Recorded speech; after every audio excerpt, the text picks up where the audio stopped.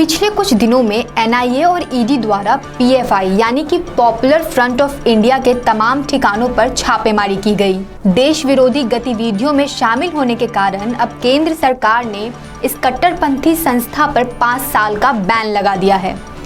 सरकार द्वारा लगाए गए इस प्रतिबंध में संस्था के सभी सहयोगियों और तमाम मोर्चों को गैर कानूनी घोषित कर दिया गया है। साल 2006 में पीएफआई बनाया गया था और उसके बाद से लगातार इन पर कई तरह के देश विरोधी गैर कानूनी गतिविधियों के षड्यंत्र रचने और अंजाम देने का आरोप लगा है।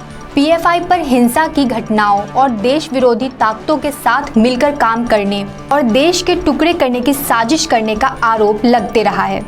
चलिए अब हम आपको बताते हैं कि पीएफआई पर किन किन तरह की साजिशों के रचने और उन्हें अंजाम देने का आरोप लगा है। साल 2010 में ईश निंदा के आरोप में पीएफआई से जुड़े लोगों ने केरल के प्रोफेसर टीजे जोसेफ का हाथ काट डाला था। इस मामले में संगठन के 27 लोगों को गिरफ्तार किया गया था। इसी साल जुलाई में ही केरल में पीएफआई के सदस्यों के यहाँ से पुलिस ने बम, हथियार, तालिबान और अलकायदा के प्रचार से जुड़े दस्तावेज भी बरामद किए थे।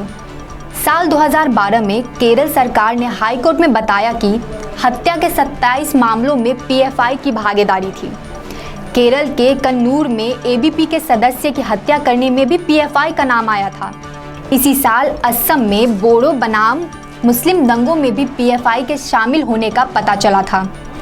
इसके बाद साल 2013 में केरल में पीएफआई के लोगों पर छापेमारी में घातक हथियार पाए गए थे। आपको बता दें कि साल 2017 में केरल पुलिस को पता चला था कि पीएफआई के 6 मेंबर आतंकी संगठन आईएसआईएस में शामिल हुए। उसके बाद फरवरी 2019 में देश विरोधी संगठन के लोगों ने पीएमके पार्टी के मेंबर की हत्या कर दी थी। इसके अलावा पीएफआई पर खाड़ी देशों से हवाला के जरिए फंड मिलने का भी आरोप लगा है। पीएफआई पूरी दुनिया को इस्लामी बनाना चाहता है। साल 2020 में सीएए के खिलाफ दिल्ली में हुए हिंसा में भी इस संगठन का हाथ था। इस संगठन की सबसे चौंकाने वाली बात तब सामने आई जब पटना के फुलवारी शरीफ में छापे में 2 पीएफआई सदस्य के पास से मिले दस्तावेज से पता चला था कि पीएफआई ने भारत को 2047 तक इस्लामी राष्ट्र बनाने की साजिश रची थी। इस संगठन का सपना था गजवाए हिंद, जिस पर फिलहाल मोदी सरकार ने पानी फेर दिया।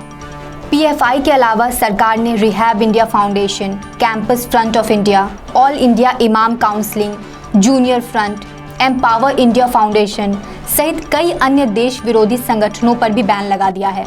केंद्र सरकार द्वारा लिए गए इस कड़े कदम ने पूरी तरह से साफ कर दिया है कि देश को किसी भी तरह से नुकसान पहुंचाने का मकसद रखने वाले संगठनों को बख्शा नहीं जाएगा। देश और दुनिया की तमाम खबरों के लिए अभी हमारे चैनल MGB डिजिटल इंडिया को सब्सक्राइब करें।